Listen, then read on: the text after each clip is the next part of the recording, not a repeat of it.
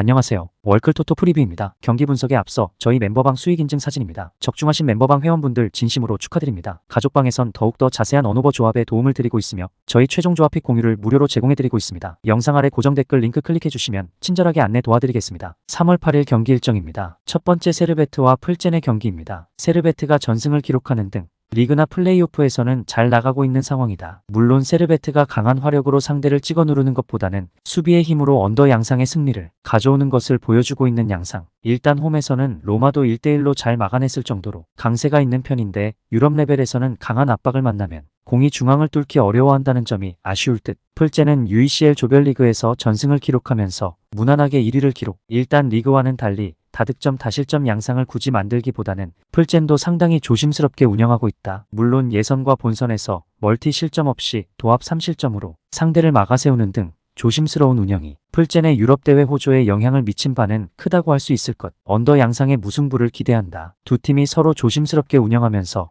신승 양상의 강점을 보이는 상태. 세르베트가 홈에서 실점 통제력도 좋은 편이기는 하지만 중앙을 뚫어버리는 양상에서의 약점은 어느 정도 가지고 있다고 볼 수 있는 상황. 공격력을 확신하기는 어려울 것으로 본다. 두 번째 위니온과 페네르바체의 경기입니다. 생질로아스는 홈에서는 리버풀도 강한 기동력과 압박으로 잡아버리는 등 꽤 호조를 보여주는 편이었다. 물론 당시에는 리버풀이 힘을 상당히 뺀 상황이었고 생질로아스도 리그와는 달리 결정력이 유럽 대항전 레벨에서는 좋아 보이는 상황이 아니다. 물론 멀티골을 유럽 대항전에서 펼친 경기는 모두 홈에서 펼쳐진 경기였다는 점은 참고할 수 있을 듯. 페네르바체는 제코나 베카오 같은 유럽 4대 리그 팀 소속 선수들 위주로 상당히 스쿼드의 질이 높은 유형이라고 할 수 있을 것이다. 일단 유럽 대항전에서는 노르셀란에게 1대6으로 지는 등 원정에서 약한 면모를 보여주지만 리그에서는 오히려 원정에서 밸런스가 더 좋아지는 면모가 있는 편. 점유율을 높게 가져가는 것은 동일하지만 홈보다 공격성이 조금은 누그러지면서 실점률이 줄어드는 것이 크다. 페네르바체가 승리를 거둘 수도 있을 듯. 리그에서야 생질로아스가 스쿼드의 힘으로 다득점을 펑펑 날리고 있는 상황인데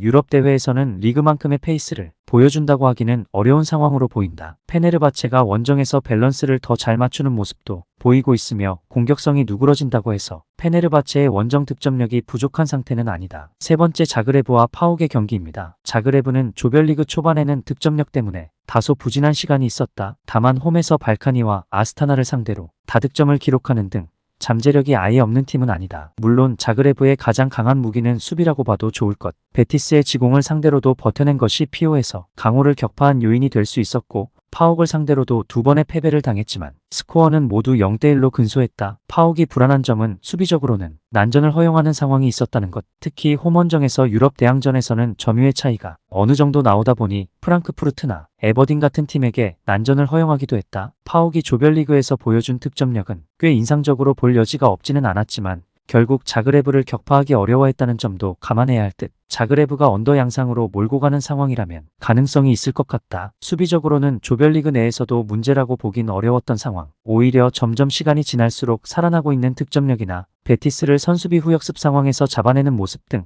저력을 더 보여준 케이스라고 봐도 좋을 것 같다. 네 번째 엠하이파와 피오렌티나의 경기입니다. 마카비 하이파는 피오렌티나를 상대로는 상성이 썩 좋다고 하기는 어려울 듯. UEL에서 이미 렌과 비아레알에게 매우 약했던 모습을 보여주는 등 지공 상황에서 중앙에서의 힘을 과시하는 유형의 팀에게는 매우 약한 면모를 드러냈던 것이 사실이었다. 마카비 하이파가 역습 성향에서 타격을 주는 상황을 만들었다면 모를까. 압박 싸움에서 밀리면 그대로 전진성이 억제되는 상황이 많았던 것이 사실. 피오렌티나는 주말 일정이 로마라서 로테이션이 소수 돌아갈 가능성이 없지는 않다. 다만 이탈리아노 감독이 늘 중원에서의 힘과 점유를 중시하는 편이기 때문에 중원에서는 늘 로테이션이 자주 돌아가는 편. 결국 피오렌티나의 전반적인 점유라는 힘은 조합이 어떻게 나오든 일정하다고 보는 편이 합당할 것으로 보인다. 피오렌티나의 걱정이라면 박스 안에서의 수비가 늘 불안하다는 점인데 압박 싸움에서 밀리지 않는 상황에서는 상대 전진을 저지할 수 있을 만한 가능성이 있다. 피오렌티나가 우세할 것으로 보이는 매치. 일단 중앙에서의 압박과 점유 싸움에서 패하는 상황에서는 마카비 하이파가 전진성을 거의 보여주지를 못했다. 그나마 역습으로 타격을 주는 상황을 강호에게 연출했다면 몰라도